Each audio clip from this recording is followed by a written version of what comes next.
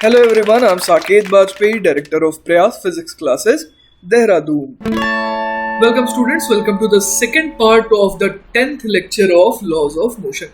बच्चों ये हमारे Laws of Motion का आखिरी लेक्चर है और इस लेक्चर में बेसिकली हम लोग कंटिन्यू करेंगे सबसे पहले तो यूनिफॉर्म सर्कुलर मोशन को और फिर हम लोग आ जाएंगे नॉन यूनिफॉर्म सर्कुलर मोशन पर।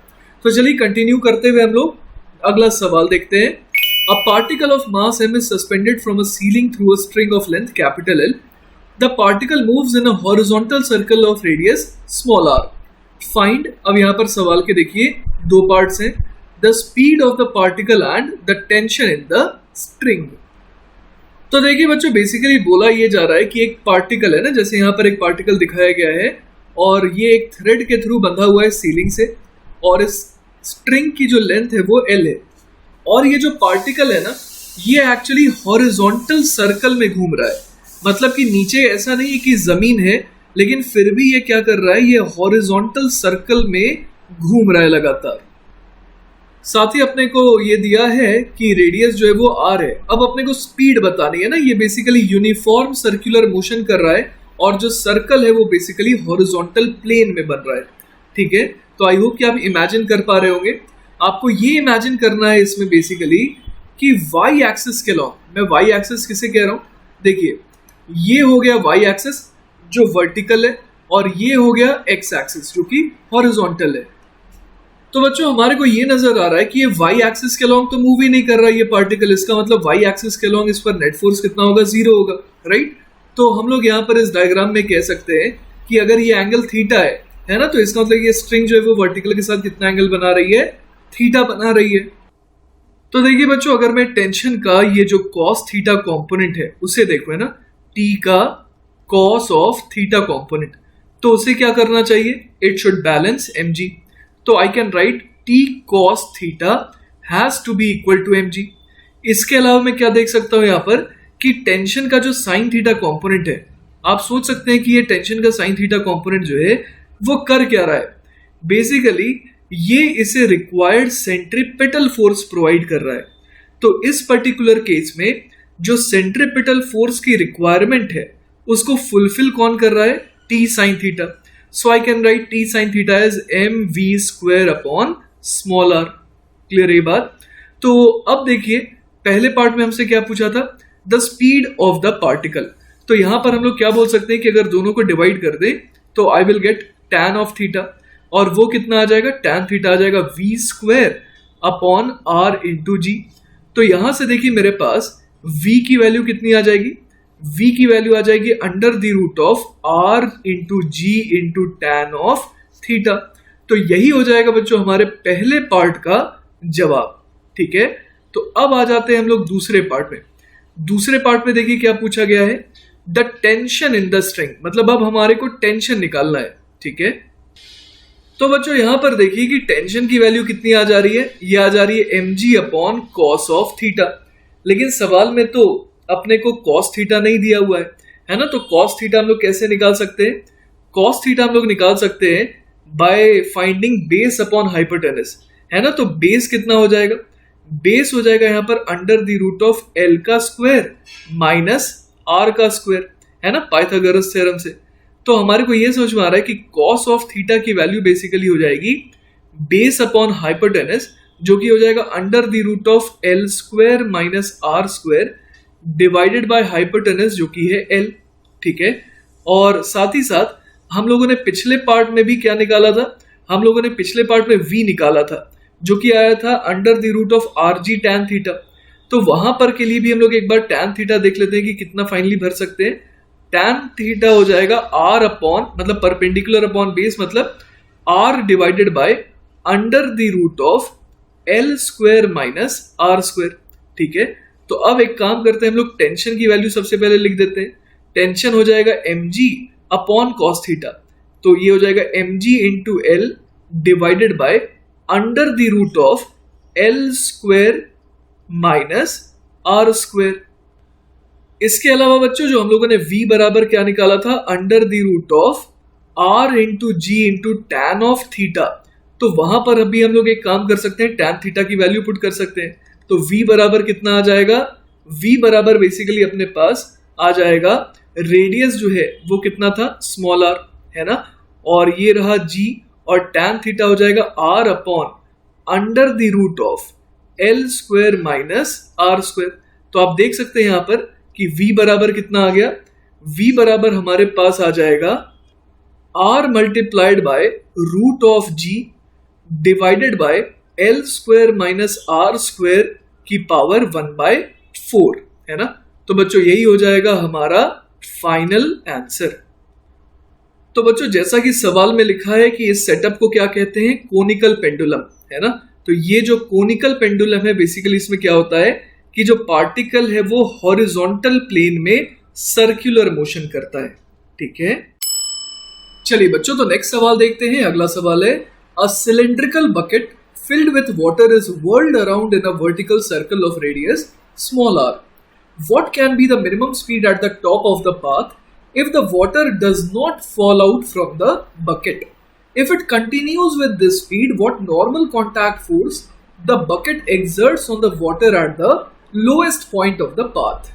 तो देखिए बच्चों, जैसा कि आप डायग्राम में यहाँ पर देख पा रहे हैं, एक बकेट को, है ना, एक बकेट को जिसमें पानी भरा हुआ है उसको इस तरीके से वर्टिकल सर्कल में वर्ल किया जा रहा है, ठीक है, घुमाया जा रहा है।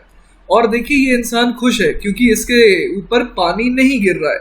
तो ऐसा पॉसिबल है, और वही चीज हम लोग इस सवाल के थ्रू एनालाइज करेंगे। तो चलिए बच्चों, मैं चाहता हूं कि आप इस समय फोकस करें इस बकेट के अंदर जो पानी है। आप देख पा रहे हैं ना यहाँ पर जो पानी है, सिर्फ आप उसको इमेजिन करिए, ठीक है। तो अगर आप इस पानी को सिर्फ इमेजिन कर रहे हैं तो चलिए हम लोग इसका फ्री बॉडी डायग्राम बनाते हैं। यहाँ पर कुछ इस तरीके का पानी दिखाई दे रहा था, तो इसको इमेजिन करते हैं, ठीक है। इस पर कौन कौन से फोर्सेस लग सकते हैं, एक तो लगेगा नीचे की तरफ कौन सा force, force of gravity mg। साथ ही साथ आप ये भी देख पा रहे हैं कि ये जो बकेट है ना, उसका जो बेस है जो कि अभी ऊपर चला गया है ना, ऊपर जा चुका है जो कि, तो हो क्या रहा है कि पानी उसको हो सकता है कि क्या करना चाह रहा हो, धक्का देना चाह रहा हो, ठेलना चाह रहा हो। यही तो कर सकता है पानी। आप इमेजिन कर सकते हैं ना कि अगर यहाँ पर बेस नहीं होता तो पानी यहाँ से सर से निकल के बाहर चला जाता। तो यहाँ पर क्यों नहीं जा पा रहा है, क्योंकि हो सकता है कि यहाँ पर जो बेस है उसने दबा करके रखा हो। तो यहाँ पर पॉसिबिलिटी किसकी है, पॉसिबिलिटी है एक नॉर्मल रिएक्शन की from the base of the bucket. तो वो चलिए मैं n फिलहाल लिख देता हूँ, ठीक है। और हम लोग देख पा रहे हैं कि ये जो पानी है ना, ये जो पानी है, इन दोनों ही डायग्राम्स में आप देखिए कि ये पानी कैसा मोशन कर रहा है, वो तो सर्कुलर मोशन कर रहा है। तो अगर ये सर्कुलर मोशन कर रहा है इस तरीके से, है ना, तो हम लोग समझ सकते हैं कि उसको सेंटर की तरफ नेट फोर्स कितना चाहिए होगा, mv²/r। तो एक काम करते हैं बच्चों, जो नेट फोर्स सेंटर की तरफ लग रहा है उसको लिख देते हैं mg प्लस नॉर्मल, और उसकी वैल्यू कितनी हो जाएगी, mv²/r। अब लेकिन सवाल में देखिए क्या बोला है, सवाल में बोला है कि अगर पानी बकेट से नहीं गिर रहा है ना, सिर्फ इसके सिर पे नहीं फॉल कर रहा है, मतलब वो प्यार से यहाँ पर सर्कुलर मोशन कर रहा है। तो हमसे बोला गया है कि अगर वो इस तरीके से सर्कुलर मोशन कर रहा है, वर्टिकल सर्कल में घूम रहा है, तो उसकी मिनिमम स्पीड क्या होनी चाहिए एट द टॉप। तो देखिए बच्चों, मेरे को आइडिया आ रहा है कि अगर नॉर्मल को मैं जस्ट 0 कर दे रहा हूं तो उस समय v की वैल्यू जो है वो मिनिमम होगी। ऐसा मैं क्यों कह रहा हूं, क्योंकि देखिए mg तो है ही ना, ऐसा थोड़ी ही कि नॉर्मल 0 होने पर mg भी 0 हो जाएगा, mg तो है ही। तो अकेले वो उसे सेंट्रीपिटल फोर्स तो प्रोवाइड कर सकता है। हाँ, बस यही होगा कि जो स्पीड है वो कम रखनी होगी। तो सवाल में भी तो यही बोला है, स्पीड को कम से कम रखिए। तो v मिनिमम बच्चों देखिए यहाँ से कितना आ जाएगा, वो आ जाएगा under the root of r into G, क्योंकि m से m तो फिर कैंसिल आउट हो जाएगा, ठीक है। तो ये हो जाएगा बच्चों पहले पार्ट का जवाब। अब देखिए बच्चों, बोला जा रहा है यहाँ पर कि अगर वो इसी स्पीड से घुमाता रहे तो जब ये नीचे सबसे बॉटम मोस्ट पॉइंट पर पहुंचेगा ना, यहाँ पर जब पहुंचेगा, तो इस समय आपको बताना है कि जब बकेट जो है यहाँ पर आ जाएगी तो आपको बताना है कि पानी जो है यहाँ पर, है ना, वो इसके बेस पे कितना नॉर्मल रिएक्शन लगा रहा होगा, है ना। यही तो बोला है, what normal contact force the bucket exerts on the water at the lowest point. अब जितना फोर्स पानी बेस पर लगाएगा उतना ही फोर्स बदले में बेस भी पानी पर लगाएगा। क्लियर है ये बात। तो चलिए फिर उस केस के लिए अब हम लोग फ्री बॉडी डायग्राम बनाते हैं। तो देखिए बच्चों, अगेन मैंने पानी बना दिया है। अब ऑब्वियस है कि धरती तो भाई नीचे ही खींचेगी, चाहे बकेट किसी भी डायरेक्शन में हो, धरती तो इसे mg फोर्स से नीचे ही खींचेगी।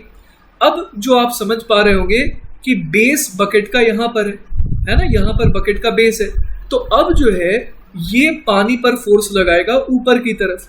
क्लियर है? तो नॉर्मल फोर्स ऐसा लग रहा है, और ये जिस सर्कुलर पाथ में घूम रहा है उसका सेंटर अब आप समझ रहे हो कि यहां पर आ गया है।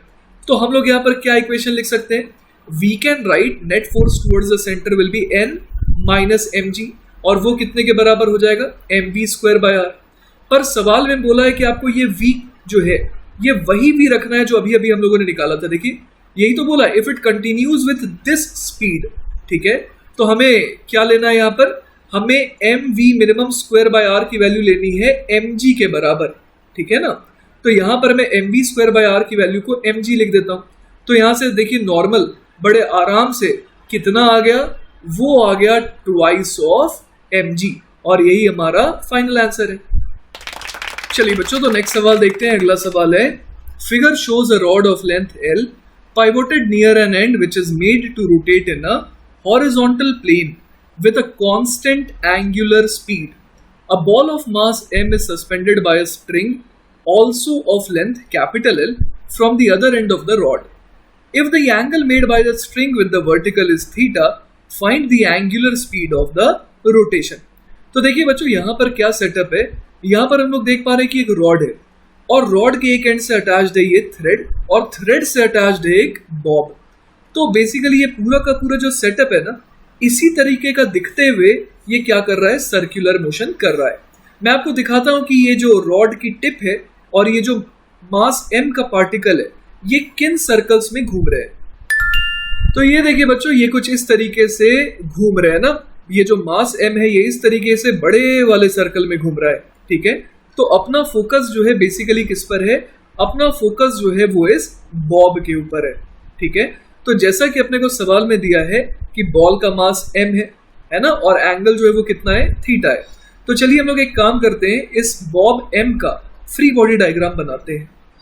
तो देखिए बच्चों, यहाँ पर मैं एक टेंशन फोर्स दिखा सकता हूँ इस तरीके का, उसके अलावा नीचे लगता हुआ फोर्स दिखा सकता हूँ mg। तो बेसिकली यही दोनों तो फोर्स लग सकते हैं इस बॉब के ऊपर, और तो कोई फोर्स लग नहीं सकता है। हम लोग ये देखे थे अभी कि ये इसी हॉरिजॉन्टल प्लेन में मोशन कर रहा है। इसका मतलब वाई एक्सिस मतलब वर्टिकल के अलॉन्ग तो नेट फोर्स कितना होना चाहिए? 0। तो अगर जैसा कि हम लोग देख पा रहे हैं कि ये वाला एंगल थीटा होगा, so we can write T cos theta is equal to M G. Clear है ये बात? तो टी कॉस थीटा को एम जी के बराबर होना पड़ेगा। हर चीज का बच्चों ना आप रीजन देखिए, सिंपली ये मत सोच लीजिए कि अच्छा मैंने कहा T cos theta M G तो T cos theta M G. You should also question कि क्यों मैंने टी कॉस थीटा को एम जी करा है, उसका रीजन आपके पास होना चाहिए। बेसिकली ये वाई एक्सिस वर्टिकल के अलॉन्ग मोशन नहीं कर रहा है, इसीलिए मैंने कहा कि वाई एक्सिस के अलॉन्ग इस पर नेट फोर्स क्या होगा? 0 होगा। ठीक है, ये कोई रटने वाली चीज नहीं है, ये सिर्फ और सिर्फ समझने वाली चीज है। इसके अलावा आप देख सकते हैं कि टेंशन का एक और कॉम्पोनेंट जो कि कितना हो जाएगा? टी का sine theta component. That component is actually going to play the role of centripetal force. So I should write T sine theta is equal to M omega square into, अब radius कितनी हो जाएगी? तो आप देखिए L तो already है, उसमें और कितनी लेंथ जोड़ दें? L साइन थीटा, है ना। तो ये L साइन थीटा है और यहां से यहां तक की लेंथ L है, तो ओवरऑल कितना हो गया? L plus L sine theta. Clear है ये बात? तो यहां से देखिए हमारे पास क्या आ गया? टी कॉस थीटा बराबर mg तो था ही, टी कॉस थीटा बराबर mg था ही, और टी साइन थीटा बराबर ये आ गया। अब आपको ध्यान में दिला दूं कि सवाल में क्या निकालना था? एंगुलर स्पीड ओमेगा निकालना था अपने को। तो आपको आइडिया आ रहा होगा कि क्यों ना इन दोनों को क्या कर दें हम लोग? बिल्कुल सही कह रहे हैं आप, डिवाइड कर दें। तो टेंशन से टी कट गया, एम से एम कट गया, तो tan theta into G divided by L into 1 plus sine of theta. तो ये बेसिकली क्या आ जा रहा है? Omega square. तो इस पूरे का मैं ले लूंगा रूट, तो यही बच्चों क्या हो जाएगा? हमारे इस सवाल का जवाब। क्लियर है? चलिए बच्चों, तो नेक्स्ट सवाल देखते हैं। अगला सवाल है, in a rotor a hollow vertical cylindrical structure rotates about its axis and a person rests against the inner wall. At a particular speed of the rotor, the floor below the person is removed and the person hangs against the wall without any floor. If the radius of the rotor is capital R and the coefficient of static friction between the wall and the person is mu s, find the minimum speed at which the floor may be removed. तो बच्चों basically इस सवाल में ये कहा जा रहा है कि ये जो सिलेंडर है ना, इसमें ये इंसान है और शुरुआत में यहाँ पर जमीन थी, लेकिन इसे बहुत हाई स्पीड पे जब घुमा दिया गया, तब जब जमीन को हटाया गया तब ये पाया गया कि इंसान जो है वो नीचे नहीं गिरा, है ना। तो आइए सोचते हैं कि इसका रीजन क्या होगा। तो बच्चों इस इंसान का अगर हम लोग फ्री बॉडी डायग्राम बनाए, है ना, तो हम लोग ये देखेंगे कि इस पर नीचे की तरफ कौन सा फोर्स एक्ट कर रहा है, फोर्स ऑफ ग्रेविटी। साथ ही साथ आप ये भी देख पा रहे हैं कि ये जो इंसान है ना, उस पर बेसिकली एक नॉर्मल रिएक्शन भी लग रहा है जो कि परपेंडिकुलर टू द सरफेस है, जो कि सेंटर, जिस सर्कल में ये घूम रहा है उसके सेंटर की तरफ डायरेक्टेड होगा ये नॉर्मल। तो लेटर से कि वो सेंटर यहाँ पर है, तो मैं नॉर्मल कुछ इस तरीके से दिखा सकता हूँ। अब जो है जमीन को जैसे ही हटा दिया गया तो जमीन से मिलने वाला नॉर्मल रिएक्शन तो खत्म हो गया, है ना, लेकिन फिर भी पाया गया कि ये नीचे नहीं गिर रहा है। इसका मतलब ऊपर की तरफ कुछ तो होगा जो इसे रोक करके रखा है, और ऑब्वियस है कि रोकने वाला फोर्स कौन सा होगा, फोर्स ऑफ फ्रिक्शन। क्लियर है ये बात।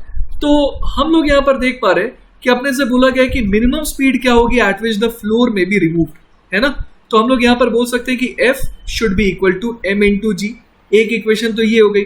साथ ही साथ नॉर्मल जो है वो क्या होना चाहिए, वो होना चाहिए mv square upon r। Clear है ये बात।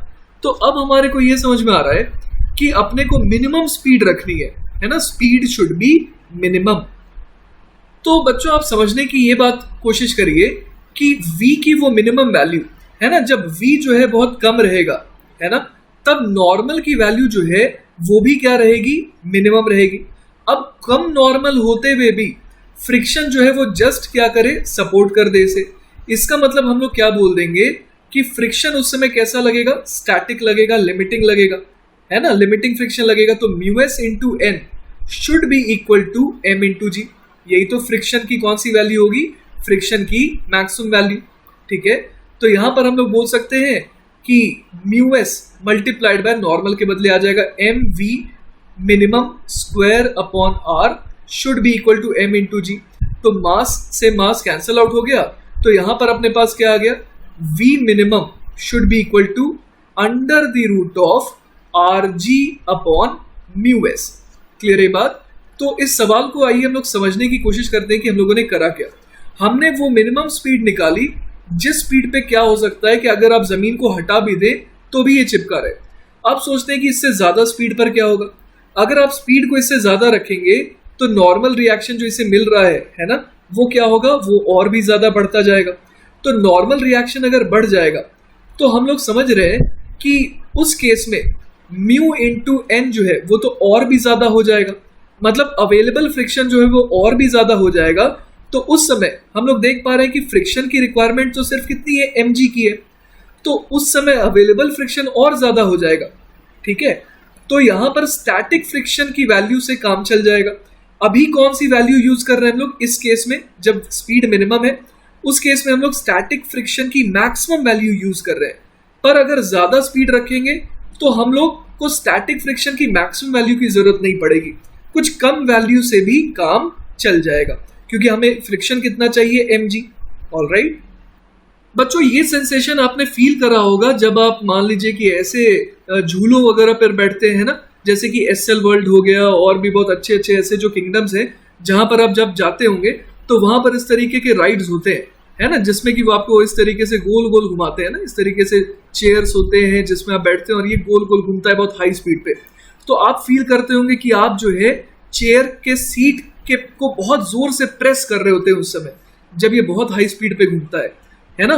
तो यहाँ पर भी ये इंसान वैसा ही कुछ सेंसेशन फील कर पा रहा होगा कि ये बहुत जोर से इसे ऐसा लग रहा होगा कि ये सिलेंडर को दबा रहा है, जिसके वजह से क्या हो रहा है, सिलेंडर भी इसे धक्का देगा आगे की तरफ, और वो जो धक्का है that would play the role of required centripetal force.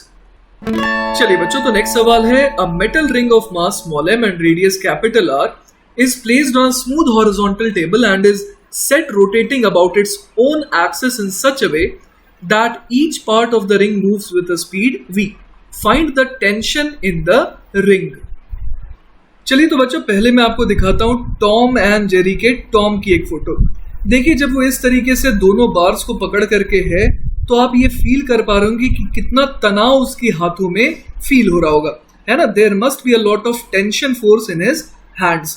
Clear है ये बात? तो बच्चों जैसा फोर्स टॉम फील करता है ना, वैसा ही फोर्स फील करता है मेटालिक रिंग के हर एक ऐसे छोटे छोटे एलिमेंट्स। तो बेसिकली आप समझ सकते हैं कि यहाँ पर ढेर सारे टॉम है ना, यहाँ पर बहुत सारे टॉम हैं और उन टॉम्स से मिल करके ये पूरा का पूरा रिंग बना है। अब आप सोचिए कि अगर इसे घुमाया जाएगा तो सारे के सारे टॉम्स के हाथों में क्या होगा, एक जबरदस्त स्ट्रेच फील होगा। ये स्ट्रेच कुछ वैसा ही होगा जैसा कि एक रुमाली रोटी फील करती है जब उसे इस तरीके से हवा में उछाला जाता है घुमा करके। तो तभी आप देखते हैं कि ये क्या होती है, धीरे धीरे जितना ज्यादा बार इसे घुमा के उछाला जाता है इसकी जो रेडियस है वो बड़ी होती जाती है, धीरे धीरे ये स्ट्रेच होता जाता है। समझ पा रहे हैं बात आप? तो जितना इस तरीके से घुमाएंगे उतना क्या होगा, इसके अंदर एक खिंचाव पैदा होगा और ऐसे जो भी टॉम्स हैं यहाँ पर उनके हाथों में जब स्ट्रेच फील होगा तो धीरे धीरे क्या हो सकता है कि अगर उनका हाथ ऐसे मटेरियल का बना हो, है ना, मैं कार्टून वाले सेंस में बात कर रहा हूँ कि ऐसे मटेरियल का बना हो जो थोड़ा खिंच सकता है, तो इवेंचुअली क्या होगा कि इसकी रेडियस जो है वो बड़ी हो सकती है ना। पर खैर हम लोग यहाँ पर ले रहे हैं कि ये जो रिंग है उसकी रेडियस बड़ी नहीं होगी, हम लोग तब की बात कर रहे हैं। तो चलिए बच्चों मैं एक काम करता हूँ, ये जो ओमेगा से घूम रही रिंग है उसके एक बहुत छोटे से हिस्से को ले रहा हूँ, है ना। ये वाला एंगल बेसिकली क्या है, ये डी थीटा है, मतलब ये बहुत ही ज्यादा छोटा एंगल है। क्लैरिटी रहे इसलिए मैंने थोड़ा बड़ा दिखाया है, बाकी ये है बहुत ही छोटा, ठीक है। तो अगर आप सिर्फ इतने से पोर्शन को देखेंगे तो मैं तो चाहता हूं कि आप इसे इमेजिन करें एज इफ कि यहाँ पर क्या है, हमारा वही पुराना टॉम है ना, इस तरीके से यहाँ पर टॉम है। अब इसको क्या कर रखा है, बाकी जो और लोग होंगे यहाँ पर इस तरीके से, है ना, उसने खींचना चालू किया है अपनी तरफ। यही तो हो रहा है, हर कोई एक दूसरे को क्या कर रहा है, पकड़ करके रखा है। तो हम लोग समझ पा रहे हैं कि यहाँ पर एक खिंचाव फील करेगा, है ना। तो अगर बच्चों मैं एक काम करूं, मैं इस छोटे से पार्ट का, है ना, अगर फ्री बॉडी डायग्राम बनाऊं, ये जो छोटा सा एलिमेंट है इसका फ्री बॉडी डायग्राम बनाऊं, तो एक टेंशन का फोर्स ऐसा और एक टेंशन का फोर्स ऐसा। सिमेट्रिकली हम लोग कह सकते हैं कि यहाँ पर टी होगा जो वही यहाँ पर टी होगा, है ना, सिमेट्री की वजह से ऐसा मैं कह पा रहा हूँ।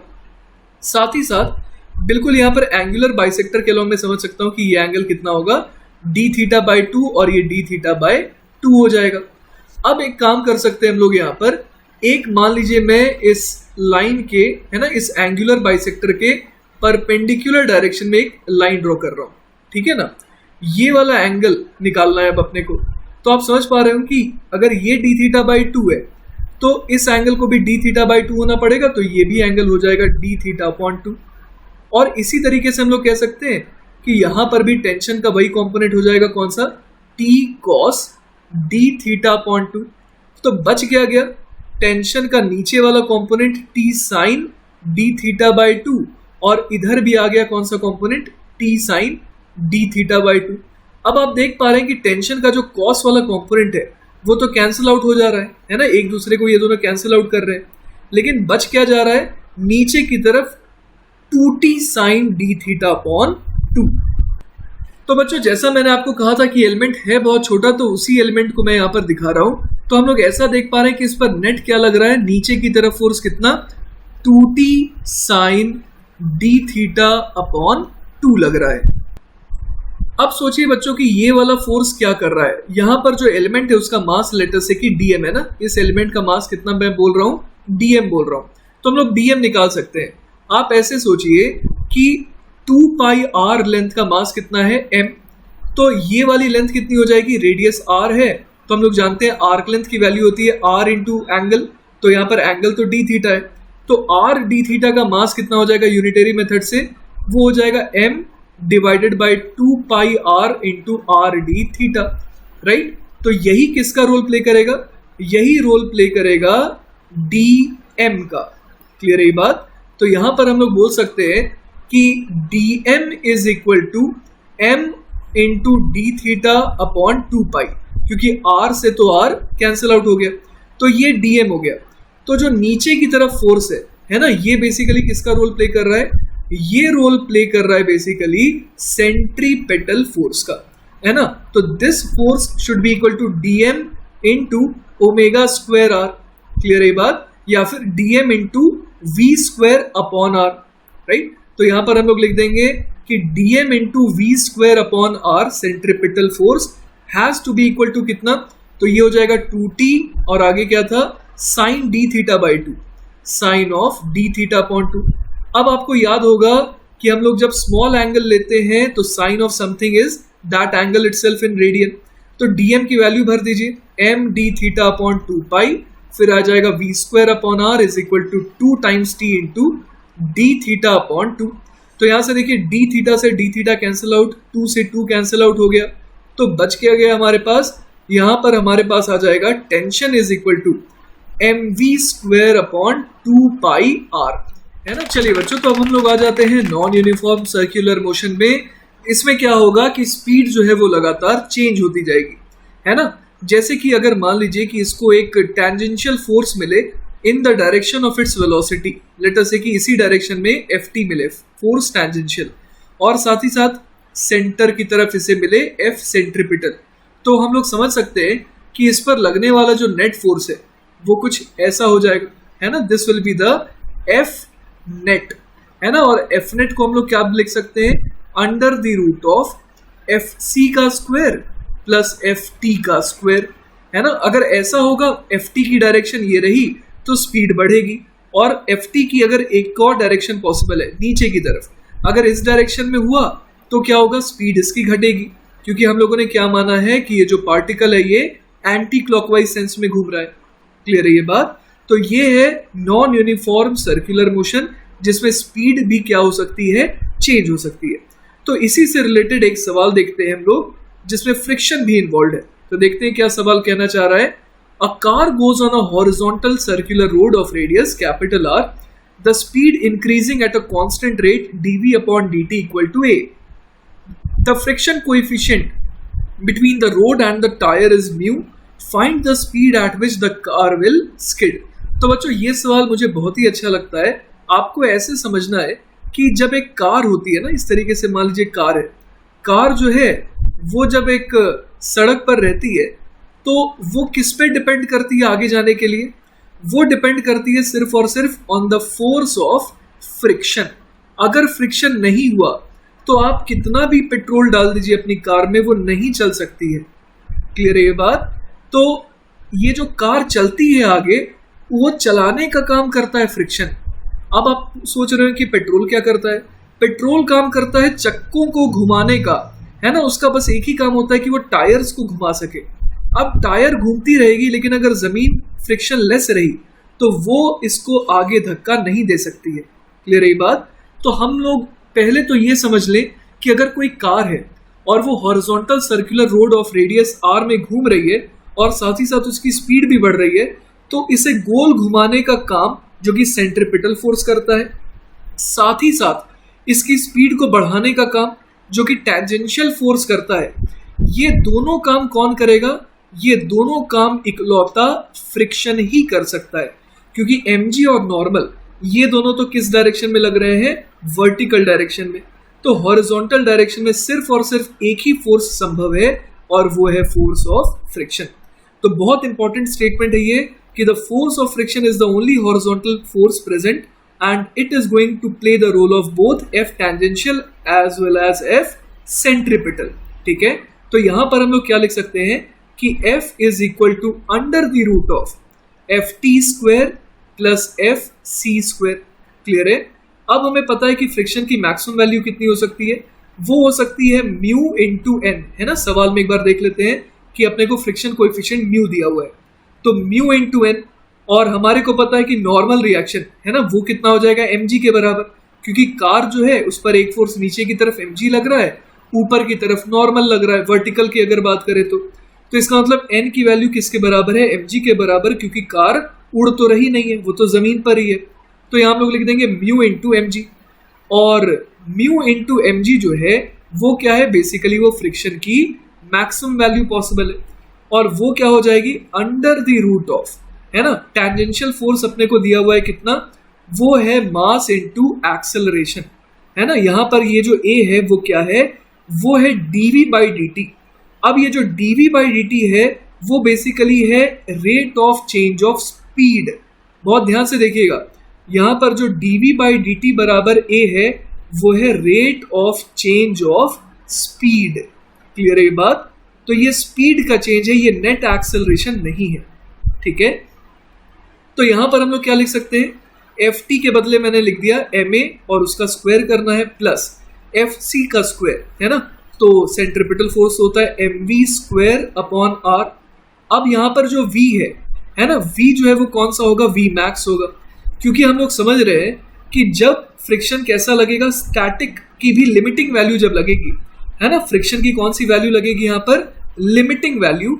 तो उस केस में जो स्पीड है वो क्या होगी, मैक्सिमम होगी, क्योंकि इससे ज्यादा स्पीड अगर हुई तो जो जमीन है वो बोलेगा कि अब मैं और फ्रिक्शन प्रोवाइड नहीं कर सकता हूं, अब मैं आपको इस सर्कुलर रास्ते में घुमाने के लिए सक्षम नहीं हूं। ठीक है, तो उसके बाद ये पार्टिकल सर्कुलर मोशन छोड़ करके ये स्किड कर जाएगा। तो चलिए बच्चों, इसे सॉल्व करके हम लोग Vmax की वैल्यू निकालने की कोशिश करते हैं। तो सबसे पहला स्टेप है स्क्वायरिंग बोथ साइड्स। तो स्क्वायर कर देने पर क्या आ जाएगा, म्यू mg का square is equal to ma का स्क्वायर प्लस mv स्क्वायर की भी मैक्सिमम वैल्यू अपॉन r इसका भी स्क्वायर, है ना। तो यहां से देखिए अपने पास फर्दर क्या आ जाएगा, यहां से आ जाएगा m, तो देखिए हर जगह से कैंसिल आउट हो रहा है ना, m कैंसिल आउट हो गया। अब क्या बचेगा अपने पास, यहां पर आ जाएगा v मैक्स, है ना, v मैक्स की पावर 4। आप देखिए स्क्वायर का भी स्क्वायर है, तो ये कितना आ जाएगा, आर स्क्वायर उधर चला गया, तो R square multiplied by mu square G square minus A square. तो यहां से v मैक्स कितना आ जाएगा अपने पास, वो आ जाएगा अपने पास R square multiplied by mu square G square minus A square और होल की पावर कितना कर दें, 1/4। तो बेसिकली ये हो जाएगा वो मैक्सिमम स्पीड जिस पर क्या कर सकती है वो गाड़ी, वो चल सकती है, पर जरा भी इससे स्पीड बढ़ी तो वो गाड़ी क्या कर जाएगी, स्किड कर जाएगी।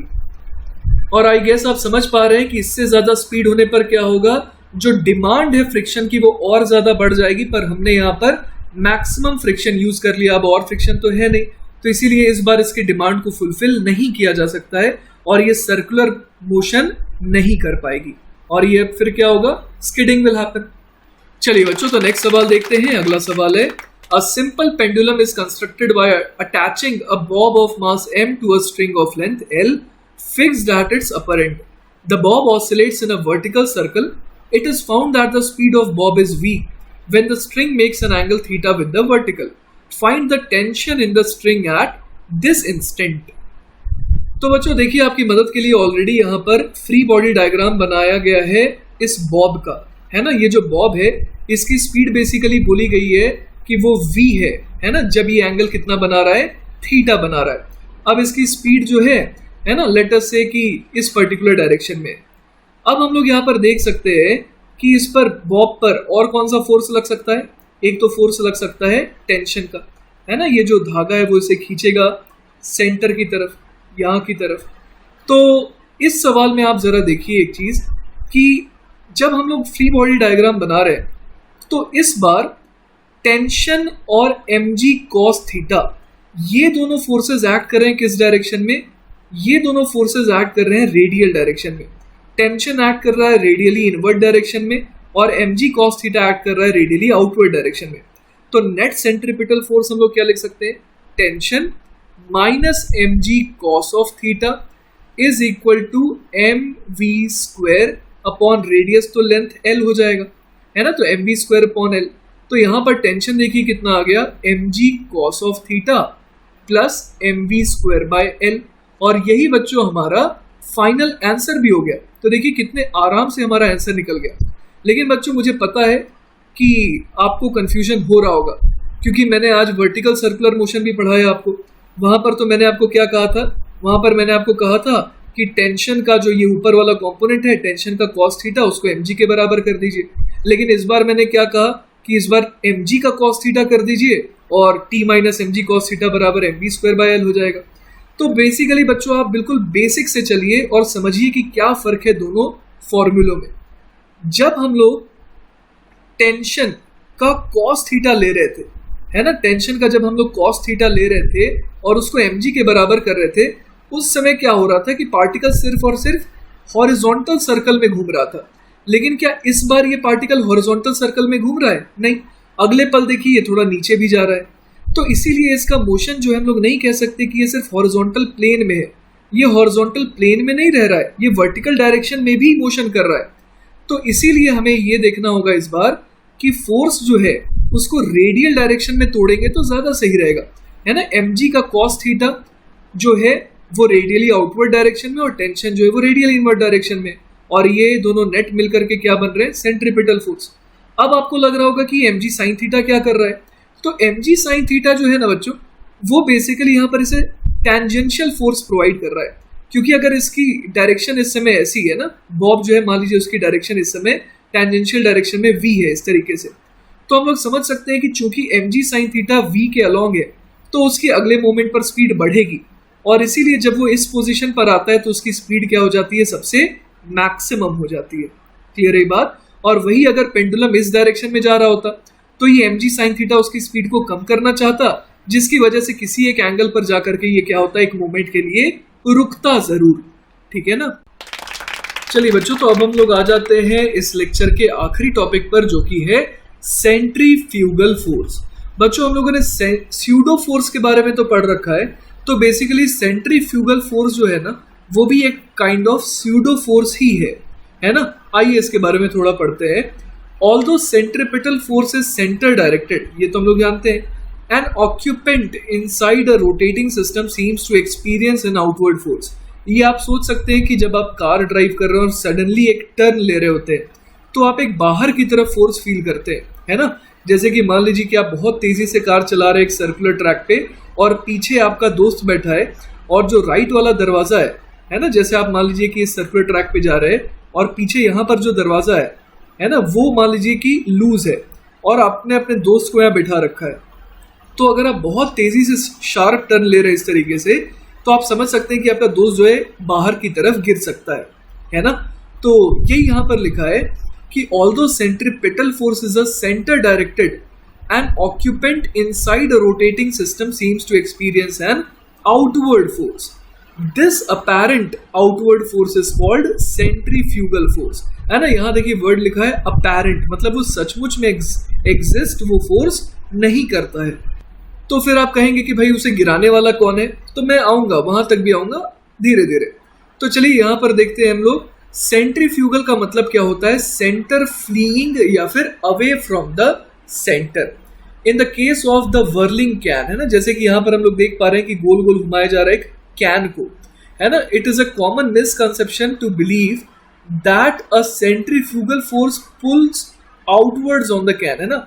ये कैन को ऐसा जरूर लग रहा है कि इसे बाहर की तरफ खींचा जा रहा है, लेकिन सचमुच में इसे खींचा नहीं जा रहा है बाहर की तरफ। क्यों? क्योंकि मान लीजिए कि अचानक से यहाँ पर स्ट्रिंग कट जाएगी, है ना, तो ऐसा नहीं है कि ये इधर भागेगा, ये ऑब्वियसली टेंजेंशियल डायरेक्शन में ही भागेगा। अगर कोई फोर्स सचमुच में होता जो इसे बाहर की तरफ खींच रहा होता तो ये बाहर जाता ना। समझ रहे हैं बात। तो वही यहाँ लिखा है कि if the string holding the whirling can breaks, the can does not move radially outward but goes off in a tangent straight line path because actually no force acts on it। तो बच्चों अब खुलासा होने वाला है कि क्यों centrifugal force जो है वो फील करता है एक बॉडी जो कि सर्कुलर मोशन में होता है। Suppose you are a passenger in a car that suddenly stops short, है ना। मान लीजिए एक कार जा रही थी और आप उसमें पैसेंजर थे और कार ने अचानक से ब्रेक लगाया, तो क्या होता है? आपका सिर आगे की तरफ, है ना, बेंड करता है। You pitch forward toward the dashboard. When this occurs, you don't say that something forced you forward. ये बड़ा अजीब होगा बोलना कि आप बैठे हुए थे, कार ने ब्रेक लगाई, सडनली किसी ने आपका सिर पकड़ करके डैशबोर्ड पे पटक दिया। ऐसा तो आप कभी भी नहीं कहते हैं। आप क्या कहते हैं? आप बोलते हैं कि ये तो लॉ ऑफ इनर्शिया का सिद्धांत है ना। आप कहते हैं कि आप आगे की तरफ फॉरवर्ड पिच इसलिए हुए because law of inertia, your head was in the state of motion, और सडनली अगर ब्रेक लगा दिया गया, कार रुक गई, लेकिन आपका सिर तो अभी भी मोशन में था, तो बिकॉज ऑफ इनर्शिया वो आगे गया, है ना। You pitched forward because of the absence of a force, कोई फोर्स नहीं था which seat belts would have provided. ठीक है। Similarly if you are in a car that rounds a sharp corner to the left, है ना, मान लीजिए कि एक तीखा बायां टर्न ले रहा है हमारा कार, तो क्या होगा, you tend to pitch outward to the right. आप ऐसा लगता है ना कि खिड़की को प्रेस कर रहे हैं, ऐसा इसलिए नहीं होता है ना, कि कोई आपको धक्का दे रहा है। इसका रीजन क्या है, रीजन अगेन यहां पर इनर्शिया ही है। देखिए यहां लिखा है you tend to pitch outward to the right not because of some outward or centrifugal force but because there is no centripetal force holding you in circular motion, है ना। और यही वाला जो काम है वो कौन करता है, सीट बेल्ट। इसीलिए कहा जाता है कि सीट बेल्ट पहन के रहिए, क्योंकि मान लीजिए आपको शार्प टर्न लेना होगा तो आप क्या होगा, आप जो है जैसे मान लीजिए आप ड्राइवर के बगल में बैठे है ना, और कार ने अचानक शार्प टर्न लिया टुवर्ड्स लेफ्ट, तो आपकी टेंडेंसी क्या होगी, आप हो सकता है कि ड्राइवर की तरफ गिर जाए, और यही रोकने के लिए सीट बेल्ट होती है। तो अगेन यहाँ पर इनर्शिया है जो आपको क्या कर रहा है, आपको एक तरीके से उस तरफ गिरने पे मजबूर कर रहा है, कोई एक्सटर्नल फोर्स नहीं है, वो बस आपकी फीलिंग है, आपको फील होता है ऐसा। The idea that a centrifugal force bangs you against the car door is a misconception. Sure, you push out against the door, but only because the door pushes in on you Newton's third law. है ना, यहाँ पर क्या होता है कि आपके और दरवाजे के बीच में नॉर्मल रिएक्शन एग्जिस्ट करता है जो आपको धक्का देता है। ऐसा नहीं कि कोई एक्स्ट्रा फोर्स है सेंट्रीफ्यूगल फोर्स जो आप पर लग रहा है, नहीं, सेंट्रीफ्यूगल फोर्स कोई ऐसा फोर्स होता नहीं है, वो इनर्शिया की वजह से आपको फीलिंग आती है, ठीक है। उसी का एक एग्जांपल देखिए कि when you swing a can, है ना, यहाँ पर कैन को फिर से स्विंग किया गया है ना सर्कुलर पाथ, कोई फोर्स आपको दिख रहा है जो इसे बाहर धक्का दे रहा हूं, कोई भी फोर्स नहीं है। ये जो टेंशन है, हम लोग जानते हैं धागे का टेंशन तो सिर्फ खींच सकता है इसे। So no force pulls the can outward, the only force on the can is the string pulling it inward, there is no outward force on the can. Clear है ये बात, तो इस पर कोई बाहर की तरफ फोर्स नहीं है ना। हम लोग यहाँ पर ग्रेविटी को तो इग्नोर कर रहे हैं, मतलब कि हम लोग कह रहे हैं कि यहाँ पर सिर्फ और सिर्फ जो हॉरिजॉन्टल डायरेक्शन में फोर्स लग सकता है वो कौन सा है, वो है टेंशन। और इस केस में हम लोग ग्रेविटी को क्या कर रहे हैं, इग्नोर कर रहे हैं ना। The only force that is exerted on the whirling can is directed towards the centre of circular motion, this is a centripetal force, no outward force acts on the can, ठीक है। अब मान लीजिए इस कैन के अंदर एक lady bug हो, देखिए कितने प्यार से लेडी बग जो है वो बैठी हुई है। अब यहाँ पर देखिए क्या होने वाला है, the can provides the centripetal force necessary to hold the lady bug in a circular path.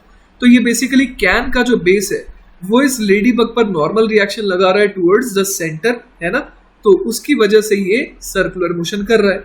The can presses against the bugs feet and provides the centripetal force that holds it in a circular path. Gravity हम लोग neglect कर रहे हैं। Neglecting the gravity, the only force exerted on the ladybug is the can pressing on its feet.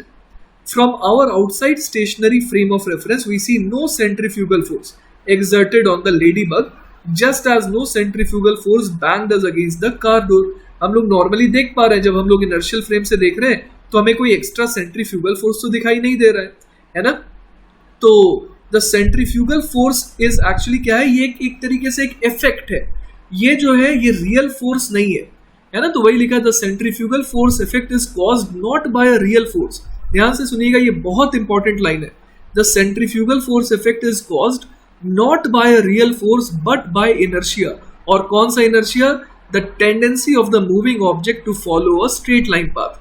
अगर आप direction change करेंगे तो वो तो अगेंस्ट इनर्शिया है। कोई ऑब्जेक्ट हमेशा चाहता है कि अगर वो जा रहा है तो वो अपने डायरेक्शन को चेंज ना करे, लेकिन अगर डायरेक्शन चेंज हो रही है तो क्या होगा, वो इनर्शिया की वजह से जो है अपने डायरेक्शन को मेंटेन करना चाहेगा। Centrifugal force feels like gravity but with no agent pulling, है ना। ग्रेविटी में तो सचमुच में एक खिंचाव होता है जिसकी वजह से वो पुल महसूस करते हैं, लेकिन यहाँ पर सचमुच में कोई एजेंट खींच नहीं रहा होता है। Nothing produces it, it is a result of rotation. ये रोटेट करते समय एक फीलिंग होती है। For this reason, physicists call it an inertial force or sometimes a fictitious force, है ना। fictitious मतलब जो सचमुच में exist नहीं कर रही, an apparent force and not a real force like gravity, electromagnetic forces and nuclear forces. Nevertheless, to observers who are in a rotating system, centrifugal force feels like and is interpreted to be a very real force, है ना।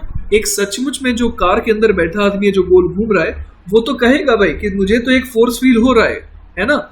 लेकिन आप अब समझ पा रहे हैं कि वो इंसान फिर तो कहेगा कि जब गाड़ी रुक रही है तब भी उसके सिर को किसी ने डैशबोर्ड पे पटका।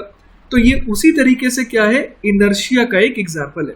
Just as gravity is ever present at earth surface, centrifugal force is ever present in a rotating system.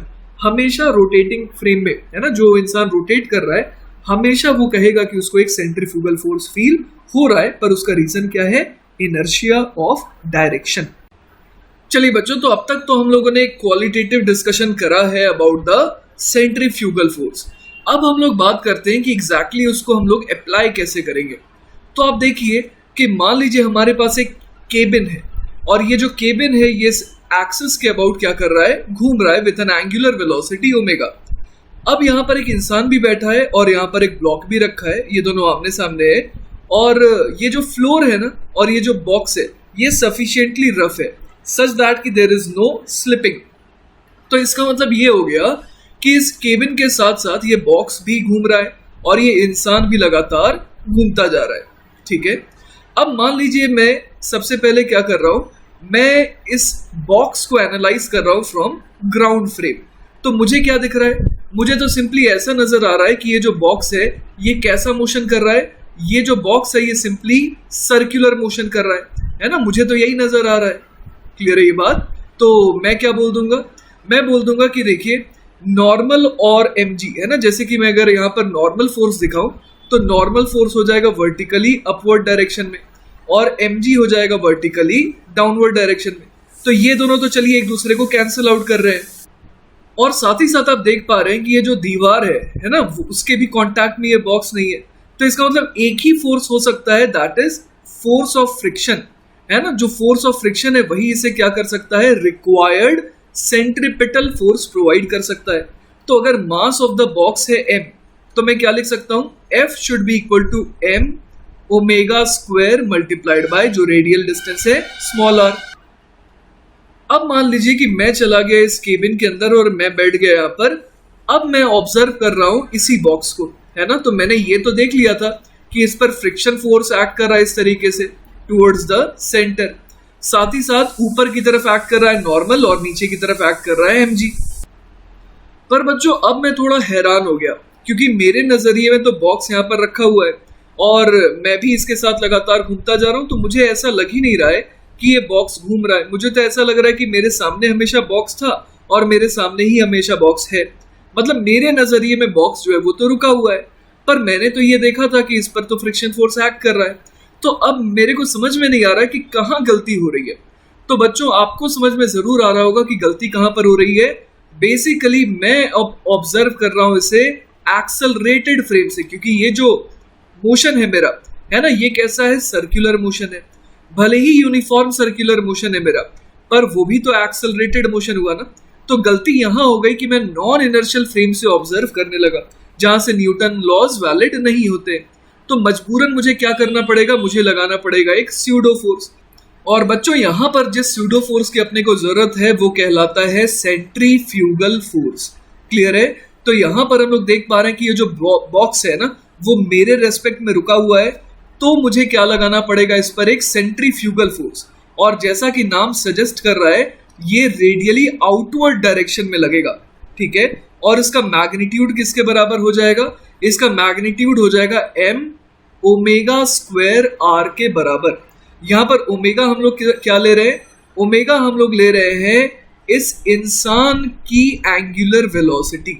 Clear है ये बात। तो यहाँ पर हमने जो ओमेगा लिया है वो बेसिकली उस फ्रेम का लिया है जिसके नजरिए से हम लोग ऑब्जर्व कर रहे हैं, लेकिन मास किसका ले रहे हैं, मास ले रहे हैं उस ऑब्जेक्ट का जिस पर हम लोग ये जो जिसका हम लोग फ्री बॉडी डायग्राम बेसिकली बना रहे हैं। तो अब मैं खुश हूं।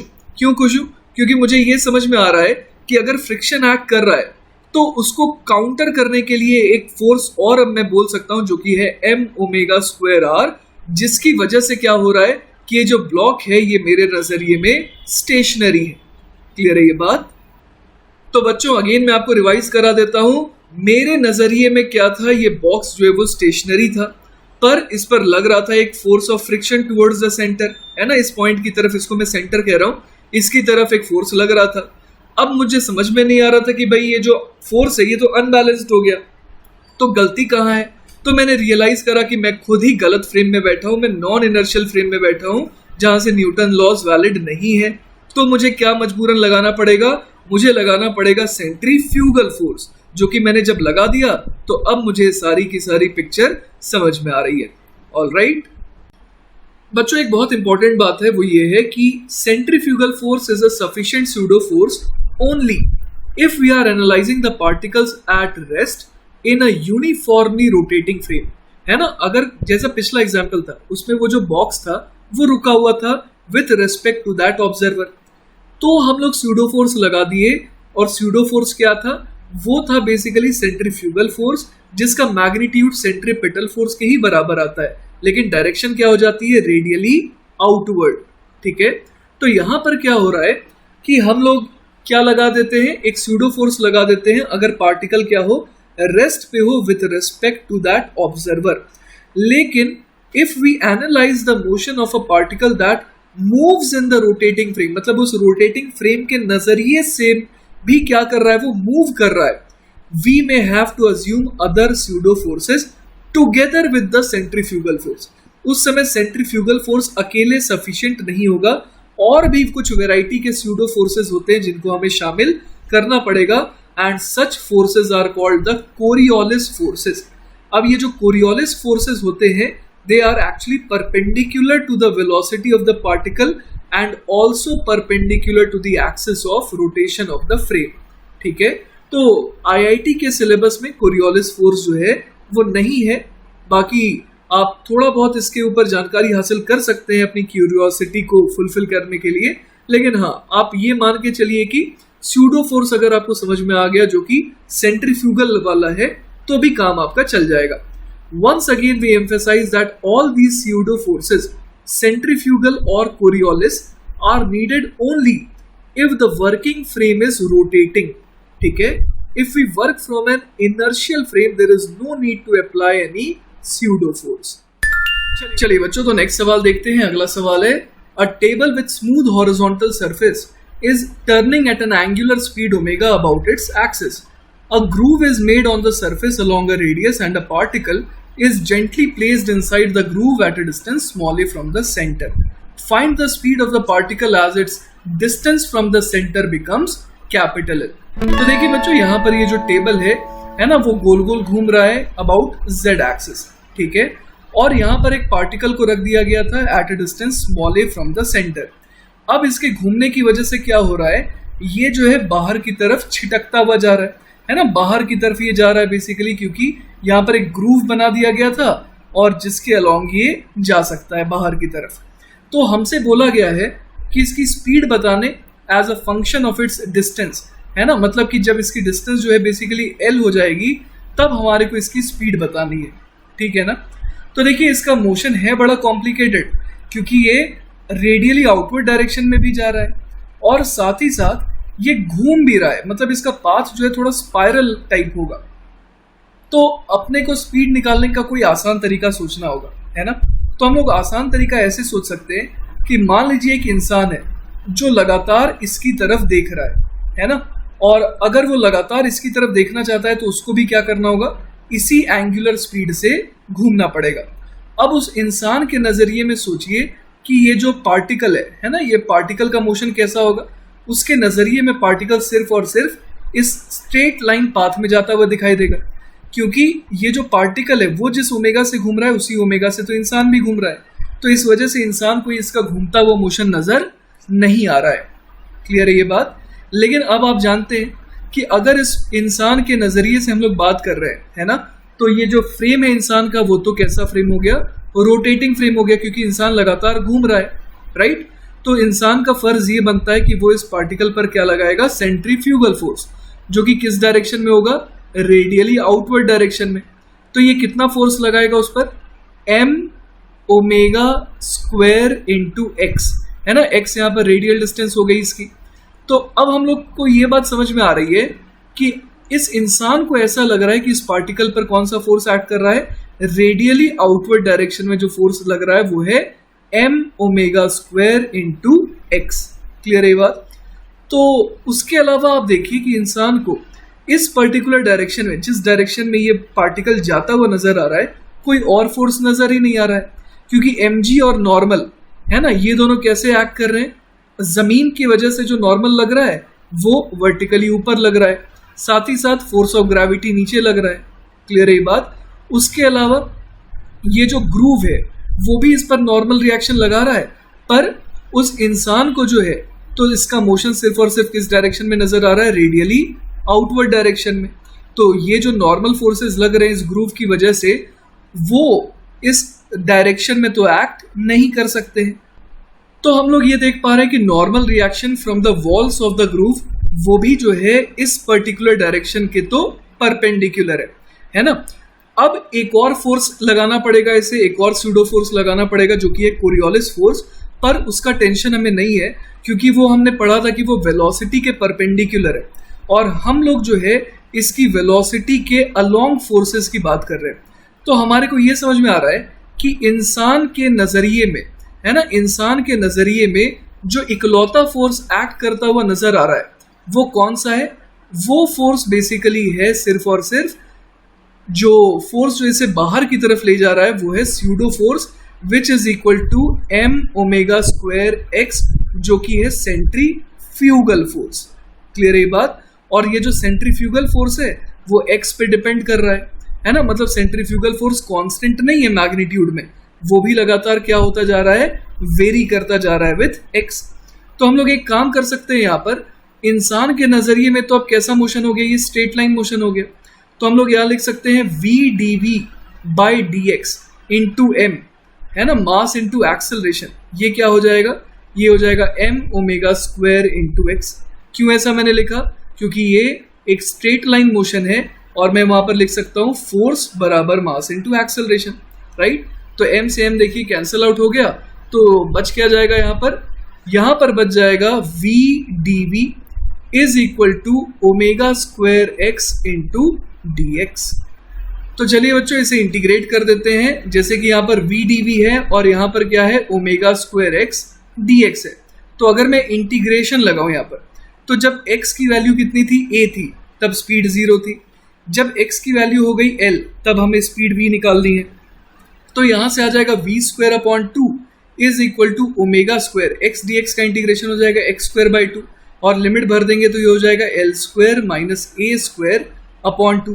2 से 2 देखिए कैंसिल आउट हो गया, तो यहाँ पर हम लोग क्या बोल सकते हैं कि v बराबर कितना हो जाएगा, omega under the root of L square minus A square. Clear है ये बात। तो अब देखिए बच्चों, ये जो हम लोगों ने v निकाला ये बेसिकली क्या है, ये वो वेलोसिटी है जो इस इंसान के रिस्पेक्ट में आई है ना। यहाँ पर ये जो इंसान है ये लगातार क्या कर रहा है, ये ओमेगा एंगुलर वेलोसिटी से घूम भी तो रहा है, तभी तो हमेशा इसके ठीक नजर के सामने जो है ये पार्टिकल रहेगा, है ना। ऐसा लग रहा है इस इंसान को कि ये जो पार्टिकल ये रेडियली आउटवर्ड डायरेक्शन में सिर्फ जा रहा है, ठीक है। तो अगर हम लोग ग्राउंड के रेस्पेक्ट में बात करें तो हमारे को क्या करना होगा, हमारे को जो है ये देखना होगा कि इस पार्टिकल के पास एक स्पीड तो रेडियली आउटवर्ड डायरेक्शन में है और एक टेंजेंशियल डायरेक्शन में भी तो स्पीड होगी। क्लियर है। और इस मोमेंट पर हम लोग समझ पा रहे हैं कि वो स्पीड कितनी होगी, ओमेगा इंटू एल। तो अगर ग्राउंड के रेस्पेक्ट में अगर हम लोग वी नेट बताएं, है ना, तो वो कितना हो जाएगा, तो वो हो जाएगा under the root of v r square, मतलब ये जो रेडियल वेलोसिटी है उसका स्क्वायर, प्लस वी टेंजेंशियल का स्क्वायर। क्लियर है ये बात। तो यहां पर हम लोग देख पा रहे हैं कि जो वी नेट है ना, वो कितना आ जाएगा, तो अंडर द रूट ऑफ, चलिए कैलकुलेट करके देखते हैं, तो वी आर का स्क्वायर बेसिकली हो जाएगा omega square L square minus ए स्क्वायर, प्लस ये जो टेंजेंशियल वेलोसिटी वो कितनी हो जाएगी, ओमेगा एल, तो ओमेगा स्क्वायर एल स्क्वायर। ठीक है। तो यहां से देखिए हमारे पास जो वी नेट आ जाएगा वो कितना आ जाएगा, नेट स्पीड, तो वो आ जाएगी देखिए ओमेगा स्क्वायर, है ना, यहाँ पर omega square into L square plus L square, ये 2l स्क्वायर हो गया, माइनस ओमेगा स्क्वायर ए स्क्वायर। ठीक है। तो यहां से हमारा फाइनल आंसर क्या हो जाएगा, वी नेट बराबर आ जाएगा, ओमेगा देखिए बाहर आ गया और अंदर क्या रह गया, under the root of 2l square minus A square. तो ये हो जाएगा बच्चों हमारा फाइनल आंसर। क्लियर है बात। तो ये जो वेलोसिटी आई या ये जो स्पीड आई ये विथ रिस्पेक्ट टू ग्राउंड आई, क्लियर है। और ऊपर जो वेलोसिटी आई थी ये किसके रिस्पेक्ट में आई थी, ये with respect to the rotating frame आई थी, ठीक है।